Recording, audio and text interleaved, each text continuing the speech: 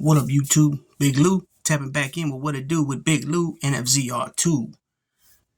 It's your favorite bean eating mofo fresh off the banana boat.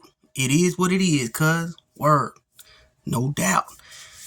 If this is the first time you're coming to the channel, it'd be highly appreciated if you if you subbed, liked, and shared the channel with your family, friends, folks, gente, peoples, bros, pals, buddies, camaradas, comrades, whatever word you use in your vocab to describe your peoples, then do so and share with them. It'd be highly appreciated.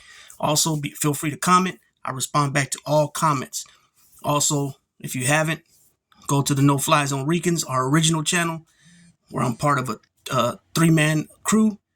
Nelson, Carlos, and myself, a little East Coast, West Coast perspective on things. We cover a wide variety of topics, and we do some interviews. So with that being said, this video is about loyalty. Loyalty, basically,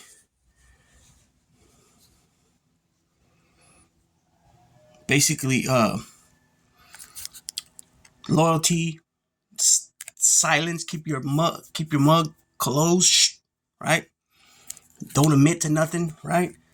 And that old school word that people use, omerta, right? Which is basically the code of silence. So, you hear people say all the time, well, if I was in your position, or if I was in your shoes, I would have done the same thing. They did you dirty. They did you dirty. They stabbed you in the back. They threw you under the bus. Yada, yada, yada, right? Well, this is the thing, peoples. If you get involved in any type of lifestyle like that, any type of thing where you join an organization where you take an oath, and you're so gullible that you've never seen no type of backstabbing or any type of disloyalty before you became a member and took that oath, then you just must be one of the most dumbest mofos there is in the world. Because I don't give a shit what level you are. If you're an associate, an actual member, you happen to be privy to hear some information for somebody that might be a member that speaks too much about things, blah, blah, blah, whatever it is,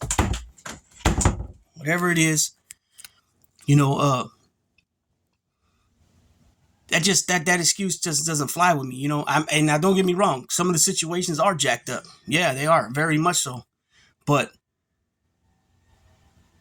when other people put their 2 cents in by, oh yeah, again, oh, that did you dirty. I see why you did what you did. It left you no choice. If I was in your shoes, I'd do the same thing. Blah, blah, blah, right? But the thing is, that's just validating and minimizing your situation. It's giving you the okay, like, oh yeah, you did the right thing. Now, I'm going to mention this individual because I support RJ Rogers' channel, Black Handprint Mafia. I've been watching RJ for, I don't know, a little over a year, I guess. And I like his style, the way he does things. And he's teamed up with Mikey Scars. Mikey Scars, if you guys don't know, is an ex-member of the Gambinos, was in the captain position at one time, Capo regime. And he ended up flipping and telling on people, which they have a new show called No Excuses. And he basically says he did a punk move in his moment of weakness, blah, blah, blah. But he also says that he didn't take an oath to the individual who was boss at the time. He took the oath to the entity itself, which all, the 26 different families of the United States all fell up under. Okay. Also, but how many guys have not opened their mouth and went to the joint on a life sentence? You know what I mean? We could start off with guys that didn't even do a life sentence. Sonny Francis, for example, he got a 50-year sentence originally back in he started fighting the case in 1967. He finally, because I guess at that time you can exhaust your appeals from the outside. So he finally didn't exhaust all his appeals until 1970. So then he goes in 1970 to do 50 years, and he comes out after 8 or 9. He came out, I think, in 79. It could have been 78. Okay, so back then it was a different law back then. But he violated about another 4, 5, 6 times, adding another 20-something years, right? And then at the age of 90 or 92, whatever he was, his son rats on him, wears a wire, gets him caught up, and he goes back to prison on another 9 years. Now, he might have been in there a little bit longer if certain people weren't pushing on the outside to get him out. He had a immigration hold, I believe, as well, that held him up a little bit. And so finally he ends up getting out at the age of, what was he, 90? I mean, no, excuse me. He was about 99 when he got out, 100. And then he lived to 103 and died in 2020. So 1970 to 2020. But he did a total of about, uh, about between 40 and 50 years he did. You know, and he even said it at the age of 102, 101, whatever he was when he did that little half-ass interview with that lady from Newsday.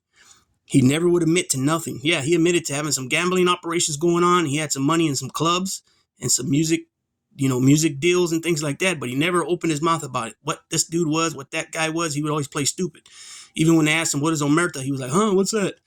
101 years old. He still had his mind intact and he still wrote it out. He said he could never tell on nobody because his family was destroyed and he would never want to pass that on to another person's family. That was the easier way of saying it for him. If he really was going to be honest about anything, he would have said straight up, I mean, he was honest when he said that, but I mean, he would have been like, fuck that. I keep my mouth shut or whatever. So he just, simply put, I don't want to hurt no other family. Like my family's been hurt. I can't do that to somebody else. Okay. Carmine Persico, he got, in 1971, he got like 8 years. And then he tried to bribe I don't know if it's a congressman, a senator, state senator, but he tried to get out of prison early. He was caught up in that indictment and gave like another 5. So that's 13 years there. And then he might have went back in another time in between on a violation or 2 in between the commission case. But on the commission case, he did 32 years before he passed away, 1987 to 2019. So he did 32 years on that. And then he already had about at least 13 years in before that. So he done about 40 plus years in prison, kept his mouth shut. His son kept his mouth shut, right? Allie Boy Jr. kept his mouth shut. Jerry Lang kept his mouth shut. Ralph Scopo kept his mouth shut, right? Christy Tick is the only one from the Lucchese's that ever got out on that commission case. He got out, and then he was able to live the last few years of his life on the street. But Fat Tony died in prison, kept his mouth shut. Tony Duck Carallo died in prison, kept his mouth shut. Tommy Mix Santoro kept his mouth shut, died in prison, right? Bruto and Delicato, he kept his mouth shut, got out, messed up again, went back in. Now he got recently released again. Who you got else? You got Neil Della Croce. He had kept his mouth shut up until he died of cancer in 85, December 2nd, 85. And then you had Big Paul got killed December 16th, 85. Up until that point, they kept their mouth shut, right? Joey Gallo kept his mouth shut, went to prison, died in there. Joe Piney Armoni, it was said in court, the judge told him, I'll let you stay out for the holidays if you just allocute and tell us that, yes, in fact, you're a member of this and your position is this and blah, blah, blah. As soon as that judge said that, his wife cried out loud because she knew darn well that he was not going to indulge. He was not going to give up that kind of information. So what happened? He went to prison, died in prison. Frankie Loke recently died, was in there since, 90? He recently died. You got Vic Amuso still in there. 80, what is he about? By now he's about 84, 85 years old. He's been in there since, 92, 91, something like that. Still in there. You got Bobby Mann that's been in there since, 87, 86, 87, 88, something like that. He's still in there. Right? 91 years old, still in there. Vic Arena, still in there. 87, 88 years old, has dementia, don't even know who the hell he is. Still in there. Before he got the dementia and the Alzheimer's fully, he still didn't open his mouth and say nothing. The list goes on and on. There's a whole bunch of guys that never opened their mouth. Nicky Scarfo never opened his mouth. And now, don't get me wrong, I know they had a lot on them as far as murders. So really, what could they have done to help themselves, I guess? You can look at it that way. But then again, you got a guy like Sammy the Bull, he was involved with 19 murders, tells, and he only gets 5 years. And 5 years at a plush location, not like he was doing 5 years. You know what I mean? All these guys kept their mouth shut. There's a lot of guys, too, from over here in the West Coast, California, that kept their mouth shut, belonged to organizations, kept their mouth shut. I'm not going to get into all that because I'm just not going to say their names because a lot of them are still active now. So I'm not going to get into all that with their names. But the names that I read off from the New York area, John Riggy, all those guys, it's all well documented in a bunch of different books. So, I'm not, it ain't like it's nothing that's not public knowledge already. Um, but these guys over here, man, they keep their mouth shut. They took an oath to an organization. They've seen the treachery at different levels.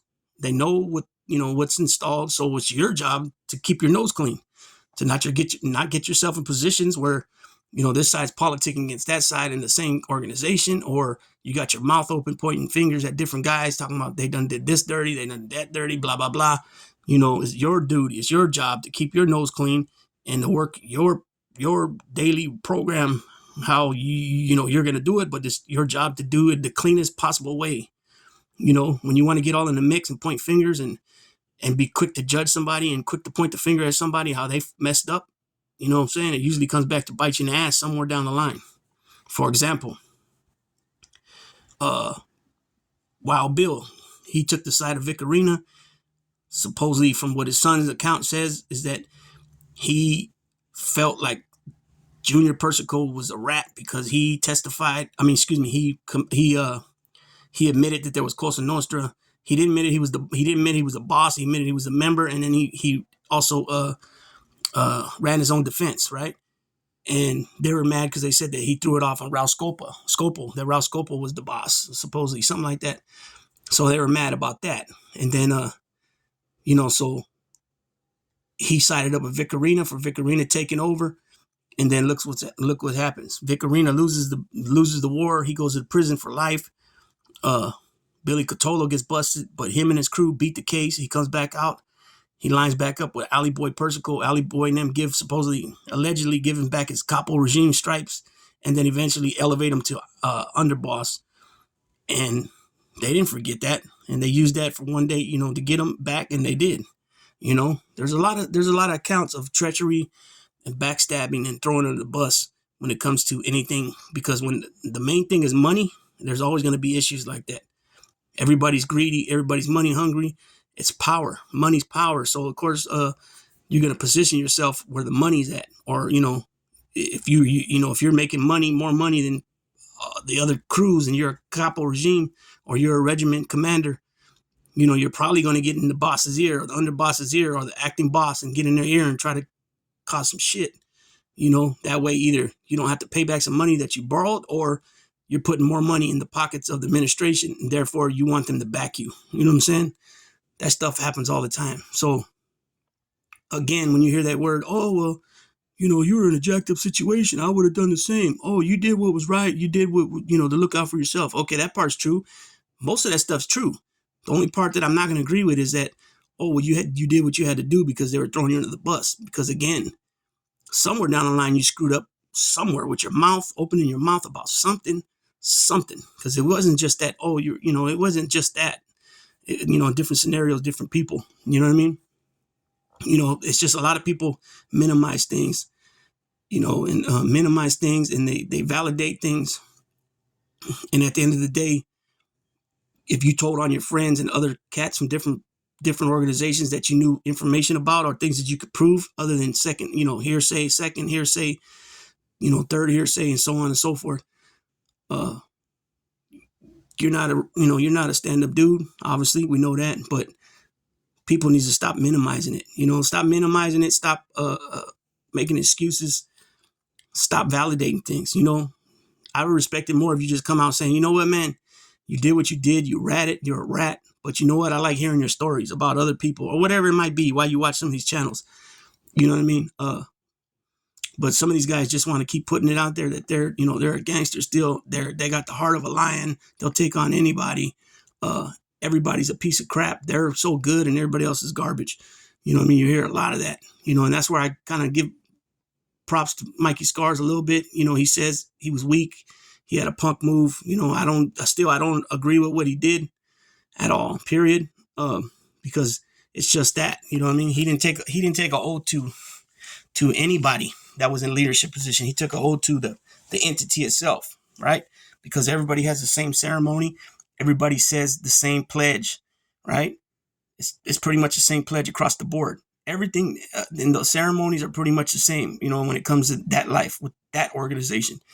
So it is what it is. So anybody, people think about what you're doing before you're doing it, because like I said earlier, If you've never seen any type of treachery, any backstabbing in that life, uh, prior to you becoming a member and taking that oath, then you just must be one dumb mofo.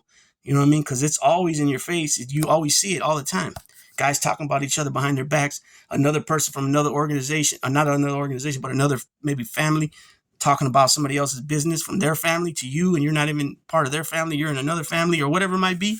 Somebody always down talking somebody, always talking shit about somebody's business or their anything. You know, it's always there. So for somebody to say, "Oh, I didn't know," and da da da, that's all crock of bullshit, straight mierda, straight shit, right? So yeah, I just wanted to touch down on that a little bit right here. I'm gonna be tapping back in on the live right here in a couple of minutes. I got 2 lives lined up for the one with Marcus Allen and Howie Long, the Raiders. These are all '80s profiles, right? And Phil Simms and Lawrence Taylor of the New York Giants. So with that being said, Big Lou tapping on out with what it do with Big Lou.